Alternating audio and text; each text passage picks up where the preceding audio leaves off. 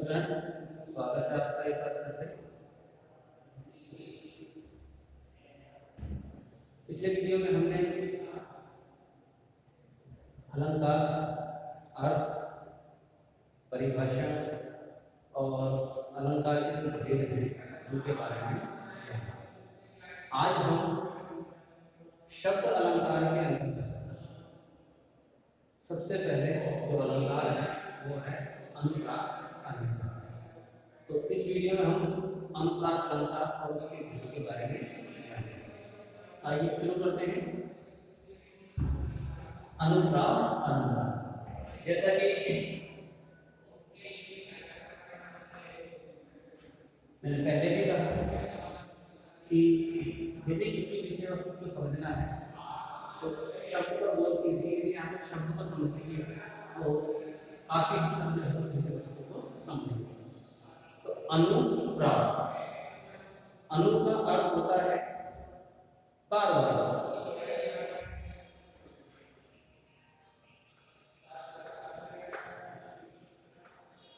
अनु बार बार और प्रास का अर्थ होता है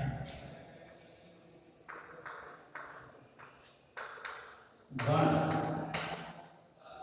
तो इस प्रकार से शब्द के आधार पर अनुप्रास अलंकार का अर्थ निकलता है बार बार वर्ण की आवृत्ति।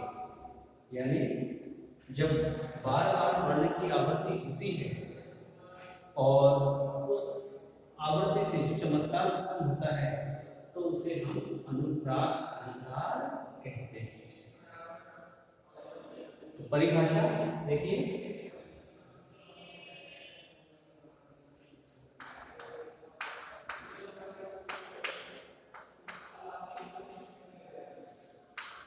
काव्य में जहां किसी वर्ण की बार बार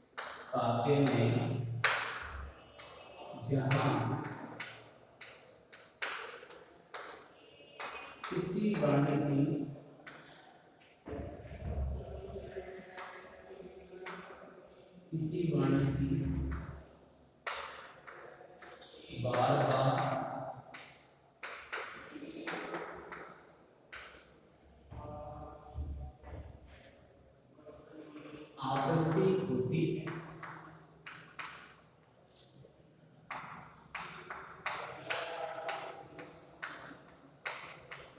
तथा वर्णों में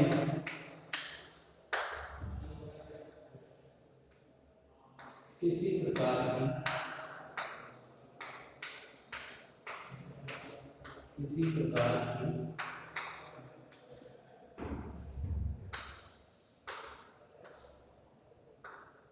समानता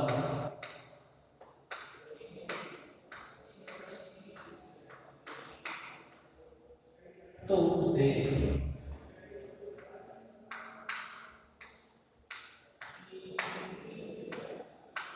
अनुप्रास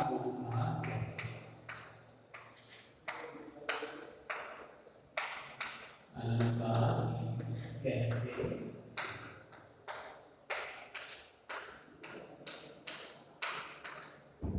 गौर कीजिए परिभाषा पर। काव्य में जहां किसी वर्ण की बार बार आवृत्ति होती हो तथा वर्णों में किसी प्रकार की समानता हो तो उसे हम अनुप्रास अलंकार कहते हैं। यानी वर्ण की आवृत्ति एक से अधिक बार, कोई वर्ण एक से अधिक बार होगा, बार बार भी हो सकता है, और उनमें किसी प्रकार की समानता, चाहे वो ध्वनि समानता हो या वर्णों की समानता हो, तो उसे हम अनुप्रास अलंकार कहेंगे। उदाहरण के माध्यम से समझिए।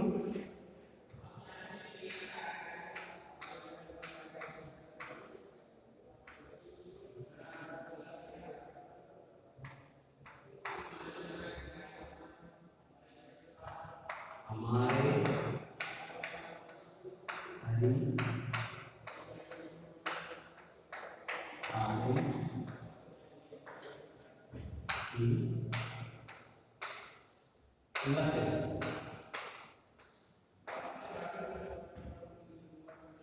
तरी,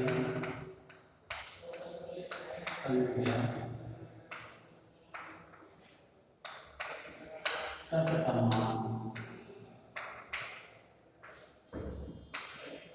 तरुबर, बहुछाया।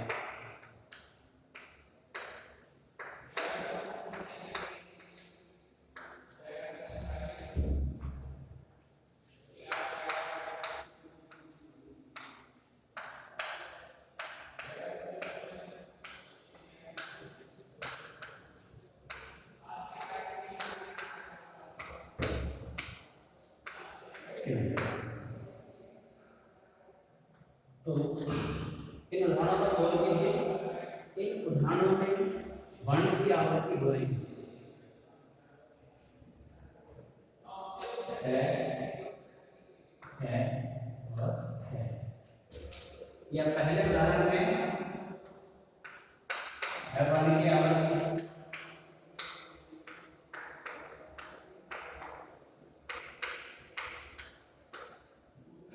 दूसरा उदाहरण देखिए। दूसरे उदाहरण में किस वर्ण की आवृत्ति है? तय, तय, तय, तय, तय। तो यहाँ तय वर्ण की आवृत्ति होगी। तीसरे उदाहरण में देखिए किस वर्ण की आवृत्ति है? च वर्ण। च, तो यहाँ च वर्ण की आवृत्ति।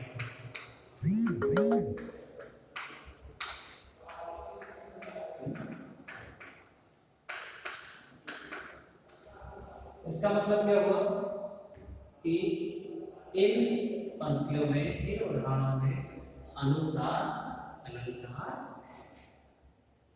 याद रखिए अनुप्रास अलंकार जो है बड़ा आसान अलंकार है और यह है काव्य के अंतर्गत कहीं ना कहीं किसी न किसी रूप में जरूर होता है। कभी चाहे या ना चाहे तो भी इस अलंकार का सहज रूप में प्रयोग हो जाता है। तो याद रखिए वर्ण की आवर्ती होने पर या वर्णों में किसी प्रकार के समानता होने पर अनुप्रास अलंकार होता है। इससे रचनाएं चमत्कारिक बनती है, पठनीय रुचिकर बनती है। अब बात आती है कि क्या इस अलंकार के भेद भी होते हैं? तो बिल्कुल इस अलंकार के भेद भी होते हैं। आइए जानते हैं इस अलंकार के कौन कौन से भेद हैं।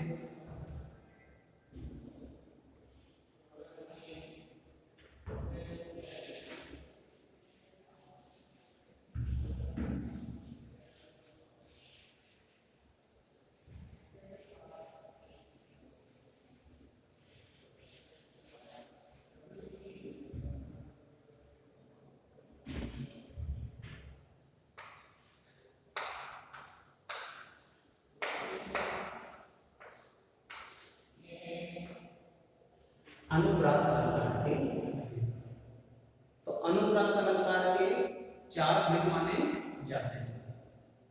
ये निम्न है। सबसे पहले है छेकानुप्रास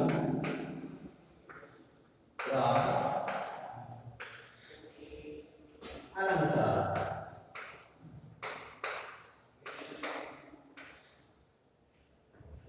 दूसरा है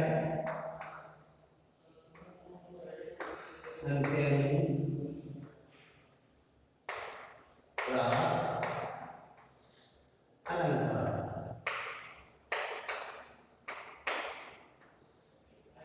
तीसरा है श्रुत्यनुप्रास अलंकार।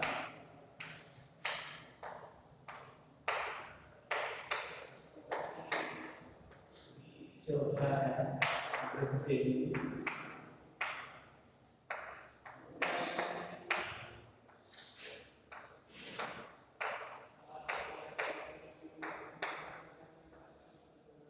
तो ये चार भेद अनुप्रास अलंकार के होते हैं। छेकानुप्रास अलंकार, अंत्यनुप्रास अलंकार, श्रुत्यनुप्रास अलंकार और वृत्त्यनुप्रास अलंकार। 12वीं के विद्यार्थी ध्यान रखें, यदि आपसे परीक्षा में पूछा जाए तो जो अनुप्रास अलंकार की परिभाषा आपने याद की है वही आपके लिए पर्याप्त है। भेद आदि के बारे में आपसे नहीं पूछेगा, फिर भी जानकारी के तौर पर या प्रतियोगी परीक्षाओं की दृष्टि से इन भेदों को याद रखना जरूरी है। सबसे पहले हम बात करते हैं छेकानुप्रास अलंकार। नंबर 1,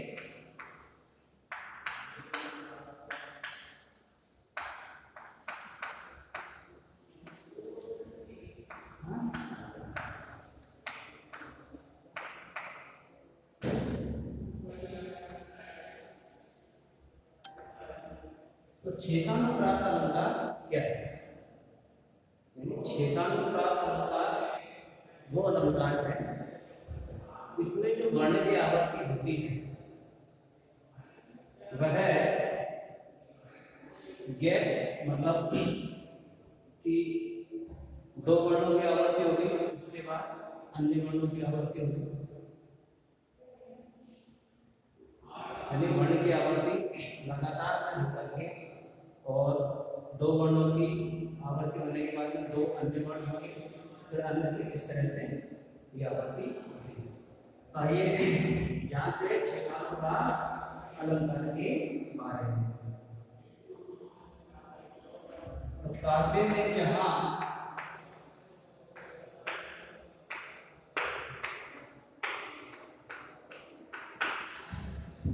वर्ण की आवृत्ति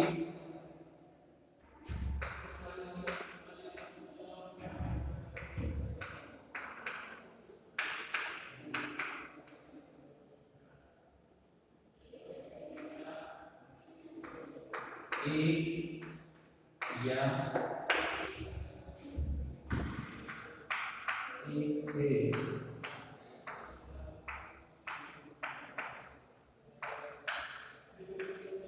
अधिक बार हो तो उसे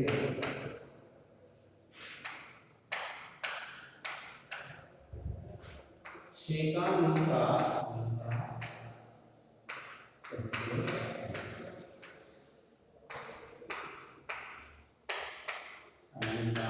कहते हैं।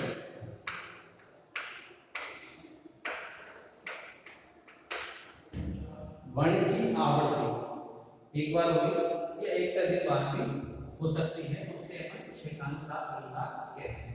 दो बार भी कह सकते हैं वर्ण की आवृत्ति एक से अधिक बार हो, छेकानुप्रास अलंकार कहते हैं। उदाहरण देखिए,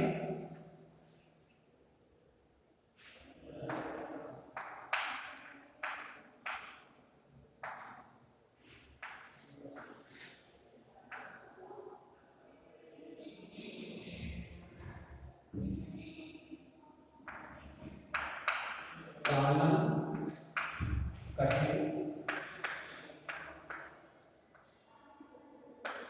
भयंकर,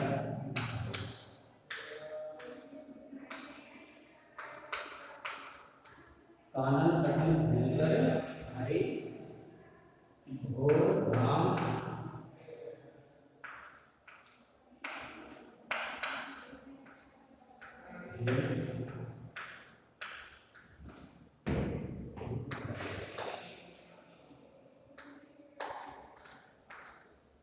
अब देखिए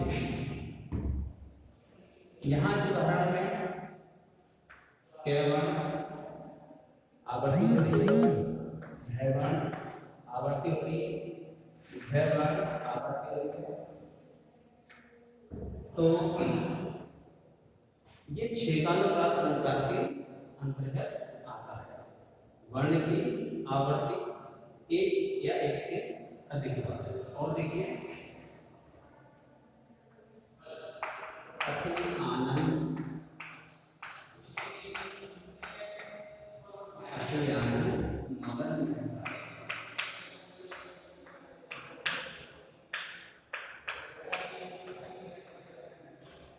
है मैं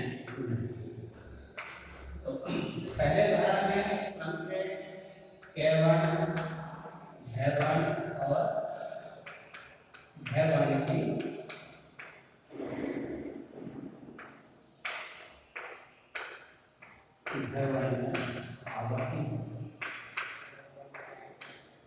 इसीलिए ये क्षेपानुप्रास अलंकार है। दूसरे उदाहरण में क्रम से गैरवाणी और गैरवाणी की आवृत्ति है, इसलिए यहाँ पर क्षेपानुप्रास अलंकार। सामान्य तौर पर हम इसे अनुप्रास अलंकार भी कह सकते हैं। यदि परीक्षा में कोई ध्यान आता है तो आपसे पूछा जाता है कि प्रस्तुत पंक्ति में कौन सा अलंकार है, तो आप अनुप्रास अलंकार लिख सकते हैं, सही माना जाएगा। यदि भेद पूछे तब आपको भेद बताना है, अन्यथा सामान्य स्थितियों में जो आपको अनुप्रास अलंकार ही कहना है।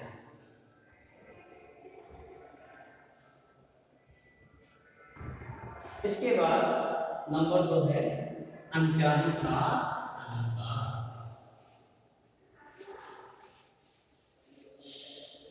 अंत्यानुप्रास अलंकार, तो अंत्यानुप्रास अलंकार क्या है?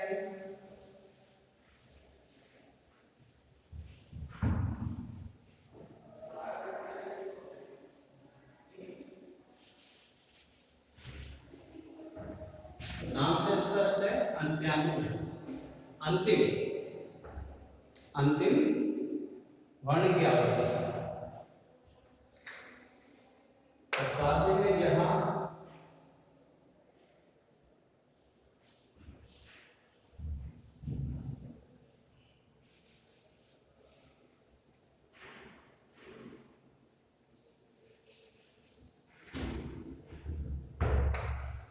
काव्य में जब पद्य के अंतिम,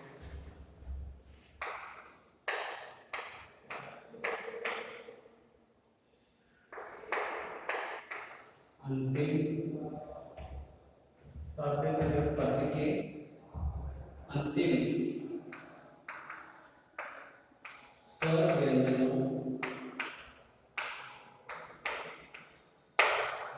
स्वर व्यंजनों में एक से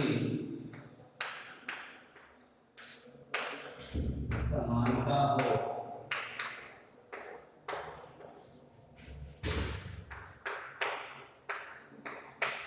तो उसे अंत्यानुप्रास अलंकार कहते हैं।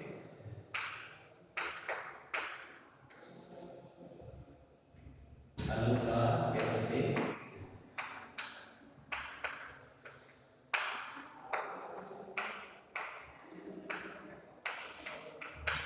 परिभाषा को गौर कीजिए। काव्य में जब पद्य के अंतिम स्वर व्यंजनों में एक से समानता हो तो उसे अंत्यानुप्रास अलंकार कहते हैं। यानी कविता की कोई पंक्ति है, उसके अंत कौन सा स्वर है, कौन सा व्यंजन है, वही ध्वनि अगर नीचे की पंक्ति में है तो उसे हम अंत्यानुप्रास अलंकार कहते हैं। उदाहरण देखिए,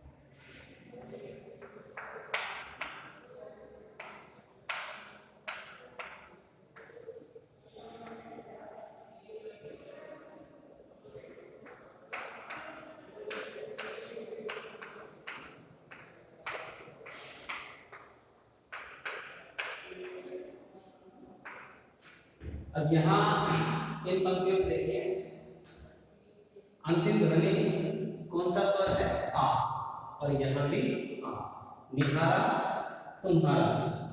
तो ऐसी स्थिति में अंत्यानुप्रास अलंकार होता है। यानी कि हम ये भी कह सकते हैं कि यदि कहीं काव्य में तुक है, तुक का मतलब यही होता है कि पहली पंक्ति में जो अंतिम ध्वनि है दूसरी पंक्ति में भी वही ध्वनि है, तो उसे हम अंत्यानुप्रास अलंकार कहते हैं। नाथ संबंध निहारा होई के दास तुम्हारा, आए सो कहा कहने के मोह तो इस तरह से जो है, और देखिए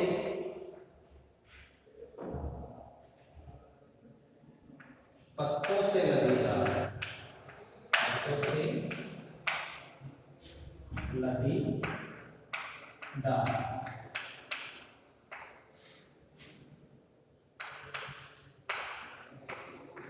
कभी हरी कभी लाल। तो यहाँ अंतिम ध्वनि ल, इसलिए यहाँ पर अंत्यनुप्रास अलंकार है।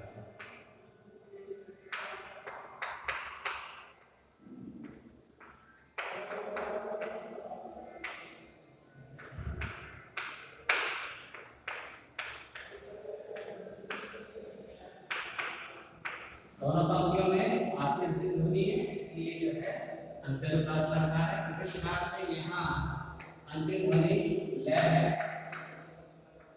इसलिए अंत्यनुप्रास अलंकार। शब्द का गौर कीजिए, अंतिम ध्वनि एक जैसी हो, अंतिम ध्वनि एक जैसी हो तो उसे हम अंत्यनुप्रास अलंकार कहेंगे। तो आशा है आपको अनुप्रास अलंकार और उसके ये दो भेद समझ में आए होंगे। आज के लिए इतना ही। अगले वीडियो में इसके बाद के दो भेद और अन्य अलंकारों के बारे में जानकारी प्राप्त करेंगे। आप सभी को जो है ये अपने कॉपी में उतारना और इसे जांच भी करवाना है। तब तक के लिए इजाजत दीजिए।